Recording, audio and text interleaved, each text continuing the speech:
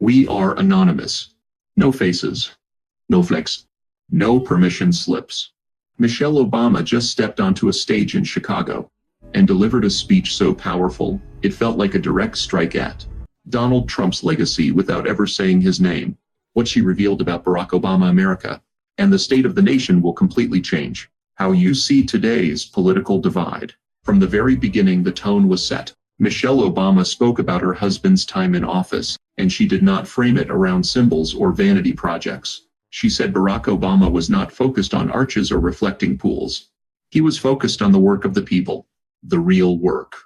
The kind of work that defines whether a nation rises or falls, rescuing the economy, expanding healthcare, ending a war, ordering the bin Laden raid, saving the auto industry, winning a Nobel Peace Prize, keeping the country safe during the Ebola crisis, regulating the banks after collapse, standing up for marriage equality, listening to science, comforting a nation through unspeakable tragedies. You were doing the people's work, rescuing our economy, expanding healthcare, ending a war, ordering the bin Laden raid, saving an auto industry, winning a peace prize.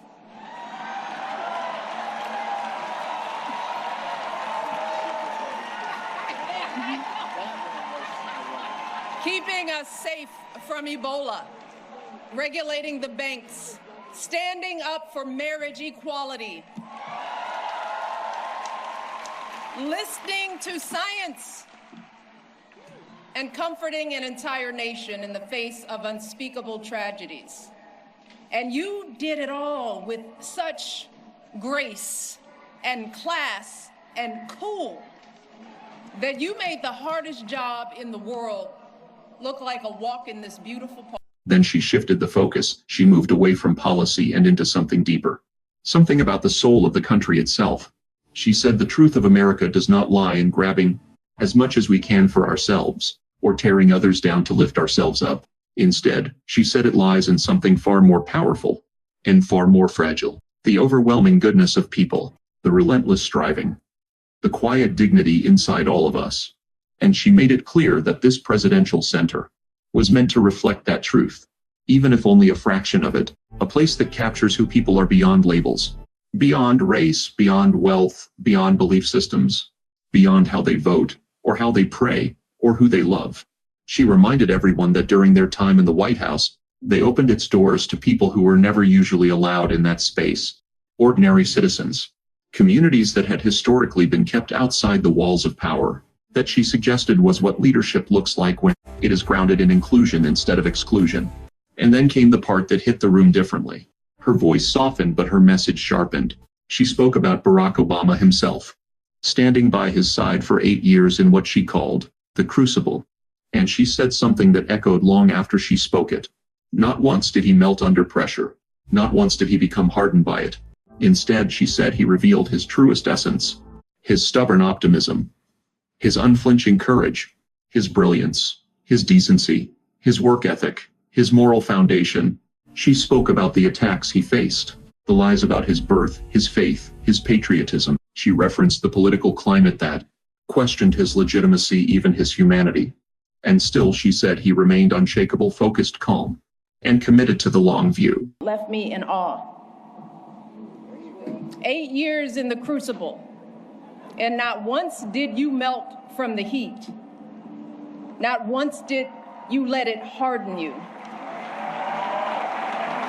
Instead, you used it to reveal your truest essence, your stubborn optimism and unflinching courage, your dazzling brilliance and unpretentious decency, your ferocious work ethic, an absolutely unshakable moral fiber.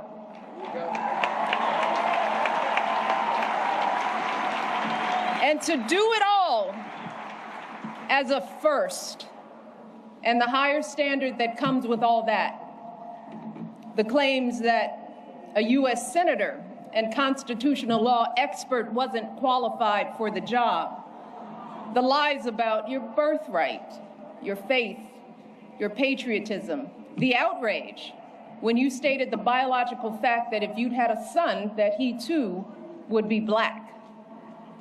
Yet, you were unflappable at every turn, always focused, always calm, always looking at the long view. How absurd it is to even imagine that you might have buckled under the pressure even once, lashed out in frustration, lost your temper. How absurd it is to imagine that you might have done anything but make our family and this entire country proud. Then she moved into something even more important to her message. She said no one has the right to sit in judgment of who is American enough. That failing to recognize the humanity in others puts everyone on a dangerous slope, one that undermines the founding promise of equality. She said all people are created equal, each with inherent value. And that belief is not optional in a democracy, it is foundational.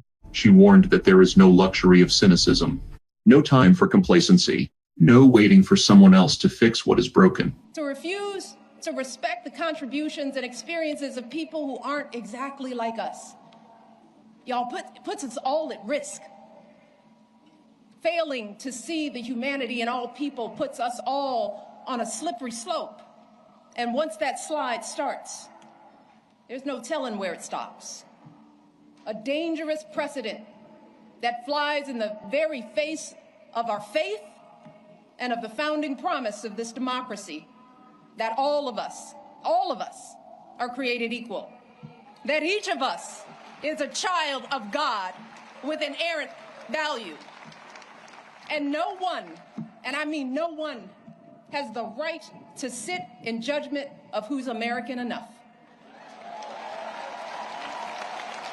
And she framed the Obama Presidential Center as a living symbol of that idea, a reminder that change is built through decisions, not destiny. Then she brought the speech to its emotional peak.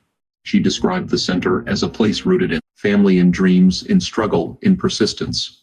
A place where ordinary families scrape and laugh and dance their way toward a better future. A place that represents a stubborn optimism that defines America at its best. And then in stark contrast, the narrative shifted. Critics in the room and outside it immediately drew comparisons to the current political climate under Donald Trump. And that contrast became even sharper when Melania Trump's past public remarks were brought into the discussion.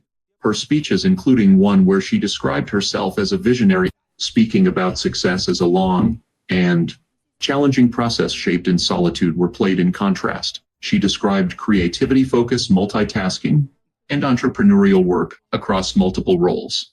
Another speech emphasized empathy, particularly in relation to her husband, Donald Trump, portraying him as a caring leader and commander-in-chief. But critics in the narrative described these moments as out of touch, even contradictory, especially when juxtaposed with the controversies surrounding the administration, including references that some have connected, without final legal conclusions, to the broader Epstein-related discourse and media speculation. In that framing, public frustration was highlighted, not just with individual statements, but with what audiences perceive as a widening gap between political messaging and lived reality. And finally, the broadcast voice returned, stepping away from personalities and back toward principle. Not as Democrats, not as Republicans, not as independents, but as people. What matters, it said, are enduring values: empathy, love, compassion, helping others, building bridges instead of walls, protecting marginalized communities, choosing decency over cruelty, choosing unity over division. And it ended with a reminder that what Michelle Obama spoke about in Chicago was not just a speech. It was a reflection of what a country could be at its best, even in a time when many believe it is struggling to live up to that ideal. We are anonymous. We do not forgive. We do not forget. Expect us